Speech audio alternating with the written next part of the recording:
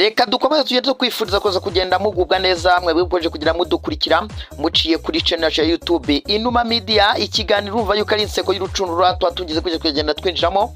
Urabizi neza yuko imikino myinshi igiye kubigenda imanuka muri iyi weekend, ndetse hano mu gihugu cy'u Rwanda umunsi wa 13 uraza kugenda umanuka. Ikigugu n'ikindi kigugu biraza kwa bigenda byesurana, birumvikana yuko ari muri derby y'urw'imisozi igihumbi. Biraza kwa rero bitagenda byoroshye. Ese noneho mu kiganiro seko y'urucundura cy'uyu munsi witeguye kumenya ibintu bigera kuri 3 cyangwa se 4 ikipe ya Rayon Sports ishobora yagenda ariko yagenda itsinda no mukino. Ese nono witeguye kumenya byibura uburinzi bugera kuri 2 cyangwa se 3 umutoza Darikonovic agomba kugenda akora kugira ngo afungure ukutarukomeye aze kwagenda abasha kwagenda hagarika Rayon Sports ifite umurindi udasanzwe. Ese byose biza kwa bigenda bimera bite? Byose na handi hano mu seko y'urucundura. Hanyuma tuza kuva kuri no derby rwose y'urw'imisozi igihumbi, dukomeze inseko y'urucundura hara ku mugane w'Iburayi. Weekend iraza kwikomeye cyane mu gihugu cy'Ubwongereza, hari derby zigera kuri 2. Masasayib Derby baza kwa bagenda bakina n'ikipe ya Everton, iza kwigenda ikina n'ikipe ya Liverpool. Mugihe noneho umukino ukomeye cyane, umukino w'umunsi Tottenham Hotspur hariya rwose iza kwigenda yakira ikipe ya Chelsea. De Bruyne iri mu bicu y'umutoza Enzo Maresca. Ese iraza kwa bigenda bimera bite? Ni muri cya kiganiro rero inseko y'urucundura, na handi rero mugiye mugikurikiranye ni hano ku Numa Media. Kora subscribe hanyuma ugenda ufungura inzogera uzagenda ubona ibiganiro bigiye bitandukanye, cyangwa se unyandike kuri WhatsApp kuri 0728 78 25 hanyuma utugenda umbaza nawe ngende mitangenda nkusubiza. Uri kumwe nanjye Hashman. Reka none dute tuzamukanya tugende dutangira inseko y'urucundura y'uyu munsi, duhera rwose ku mukino wa kasamutwe uteganyijwe hano mu gihugu cy'u Rwanda muri weekend ku tariki 7 hagati ya Rayon Sports ndetse n'ikipe ya APR FC.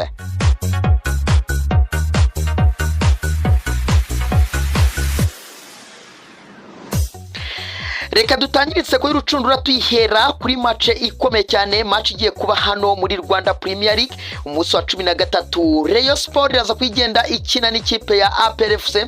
No mukino uza kubagenda ukomeye cyane, n'umukino abatoza bakaniye ikipe ya Rayon Sports irabizi neza yuko gutsinda no mukino biraza guhita biyifasha guhita igenda isa nkaho itera intambwe ikomeye cyane yo kugenda yegukana igikombe cya championnat.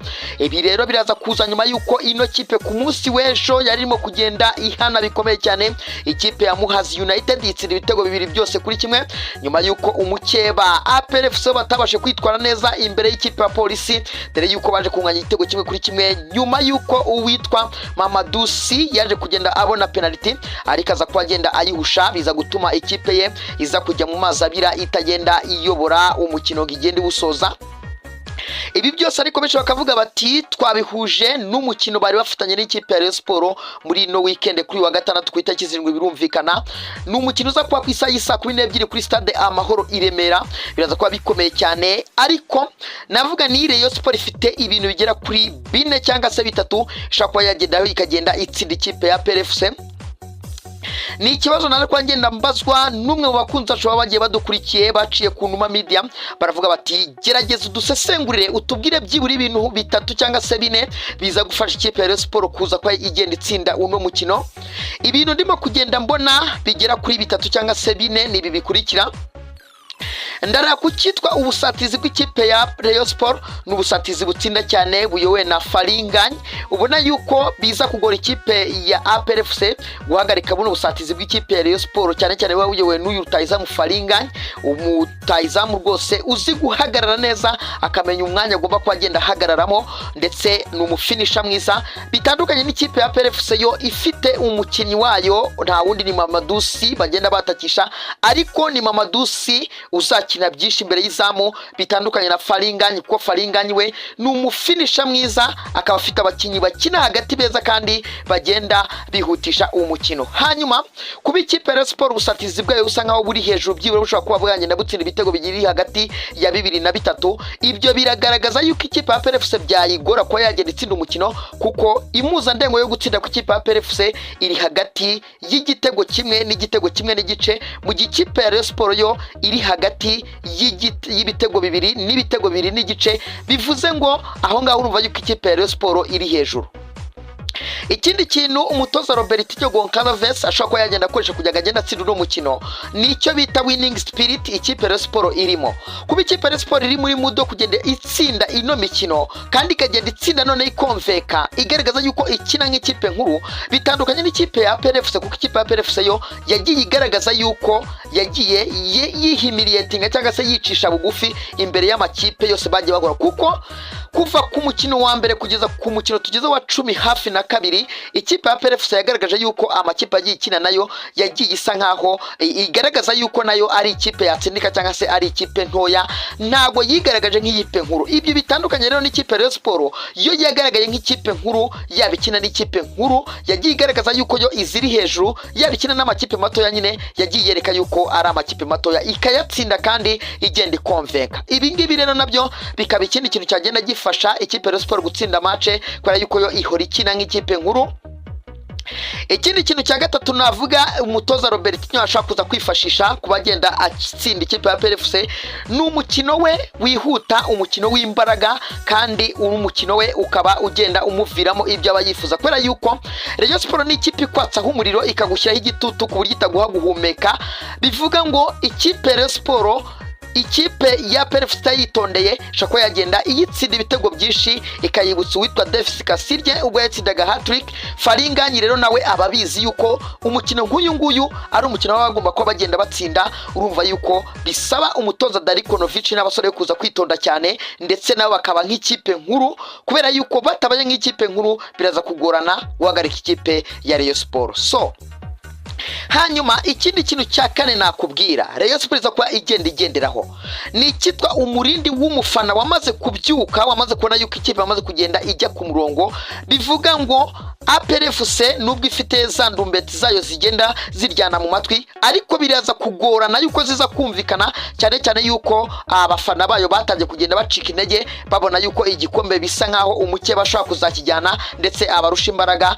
Iki kintu rero kuba ikipe ya Rayon Sport iza guhurura na wa mufana wayo wese akaza avuza ingoma avugiriza induru ikipe ya APR FC, biraza kugorana. Nibikubitana noneho n'iyi ritime ya Rayon Sport iriho yo gukina umukino wihuta ndetse w'imbaraga, none ikagira kuba igenda itsinda ku buryo bworoshye cyane, ibintu bikaza kuba bigenda bikomera umutoza Darikonovic kuza kuba agenda abihagarika. Ibyo ni ibintu bine bishaka kuza gufasha ikipe ya Rayon Sport kuza gutsinda ikipe ya APR FC rero muri uno mukino ugiye kwahuza muri derby y'urw'imisozi igihumbi.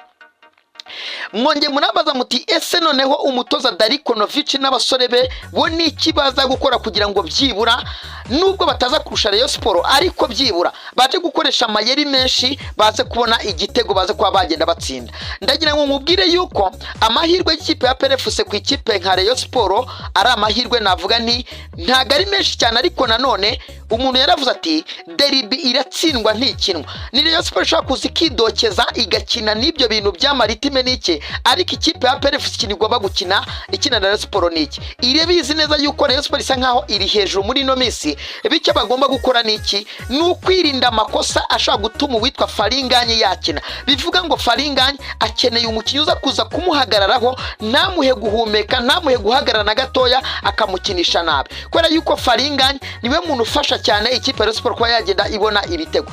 Ikindi kintu Darikonovic aza kwagenda kora n'iki ni ugutegura ba myugariro be bakaza guhagarara neza kandi bakirinda ya makosa ya hato na hato. Icyo kintu rero ni cyaza gufasha uwitwa Darikonovic, kubera yuko aba defenseur be batakomeza kugenda bakora amakosa menshi agiye atandukanye imbere y'izamu, biraza kumufasha kuba yagenda n'ubundi atsinda uno mukino. Soza rero ikintu cyaza gufasha uwitwa Darikonovic kuza kujya gutya gutsinda uno mukino ni ugushakisha ama set pieces iminsi, ko twarabibonye yuko bamyugaro b'ikipe ya APR FC ni bamwe mu bantu bazi gutsindisha imitwe. Bityo rero iki kintu bagiye bagira gutya bakibastaringa baza kuba bagenda nabo babasha kwitwara neza imbere y'ikipe ya Rayon Sport, niho bagenda batakaza uno mukino. Ikindi APR kiza kugenda kisunika ni ukubisi neza yuko gutsindwa n'umutoza Robertinho n'abasore be biza kwa birangiye igikombe kiza kwa kigiye gucya gigahita kigenda. Nuko rero na commentinga kuri no derby y'urw'imisozi igihumbi, reka noneho tuyiveho hanyuma duhita tuza tugenda twikomereza inseko y'urucundura twerekeza ku mugane w'Uburayi turebe imikino izaba igiye ihari igiye ikomakomeye hanyuma duhita tugenda dusoza cyane cyane yuko n'iminota ibigenda itwirukankana.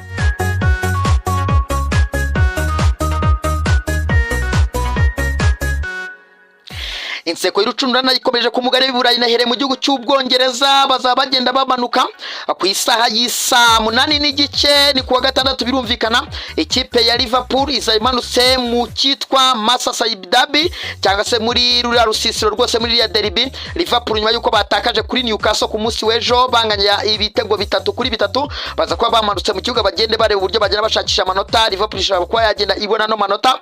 Undi mukino ku isaha y'isa 11 Aston Villa bazaba bakina n'ikipe Southampton mu gikipe ya Brentford bazaba bakira ikipe ya Newcastle.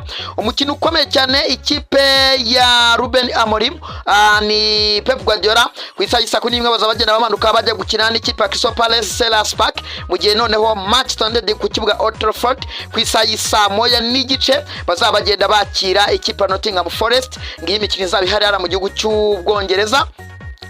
Mu gihugu cy'Ubufaransa nta mukino ukomeye cyane uhari Monaco izakira Toulouse mu gihe ikipe ya Nice izabikina na Le Havre.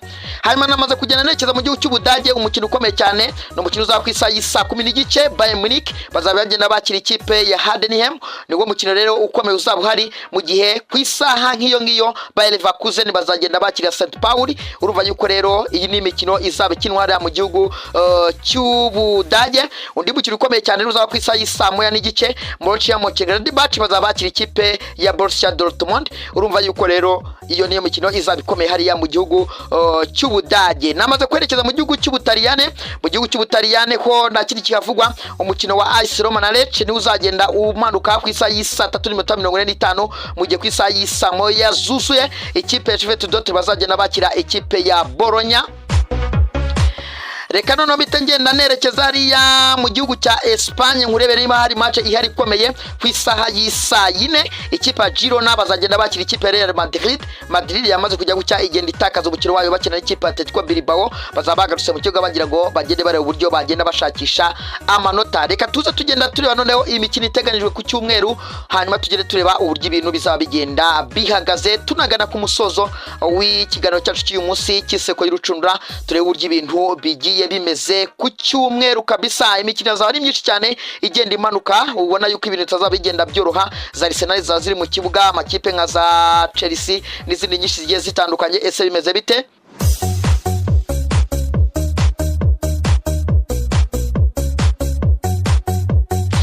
Reka tugenda rero twimanukira ku mikino iteganijwe kuri iki cyumweru. Ndi mu gihugu cy'Ubwongereza n'ubundi ni inseko y'urucundura gikomereje ku cyumweru. Ikipe ya Fulham iraba yakira ikipe ya Arsenal kuri Craven Cottage mu gihe indi match ikomeye cyane ni match izahuza ikipe ya Tottenham Hotspur ku isaha y'isa 2:30 ku cyumweru bakira ikipe ya Chelsea. Urumva yuko rero iyi derby nayo izaba igenda ikomeye cyane. Mu gihugu cy'Ubufaransa match izaba ihari nahita ngenda nkurebera ikomeye ikipe ya Marseille bazajya kwa gukina n'ikipe ya Saint-Etienne ku isaha y'isa 3:45. Urumva yuko rero iyi match izaba ihari. Mu Budage nta match ikomeye izaba ihari ahubwo mu gihugu cy'Ubutaliyani ikipe ya Napoli ku isaha y'isa 3:45 bazaba bakina n'ikipe ya Lazio Roma. Mu gihe mu gihugu cya Espagne ikipe ya Atletico Madrid bazagenda bakina n'ikipe ya Sevilla ku isaha y'isa 4 mu gihe noneho indi match izaba igenda iba ikomeye na kurebera ni yihera. Urebye ikipe ya Atletico Bilbao bazagenda bakira ikipe ya Villarreal. Urebye se sizo ngizora nizo ngizo rero nuko ngo twareshyaga mu kiganiro inseko y'urucundura cy'uyu munsi.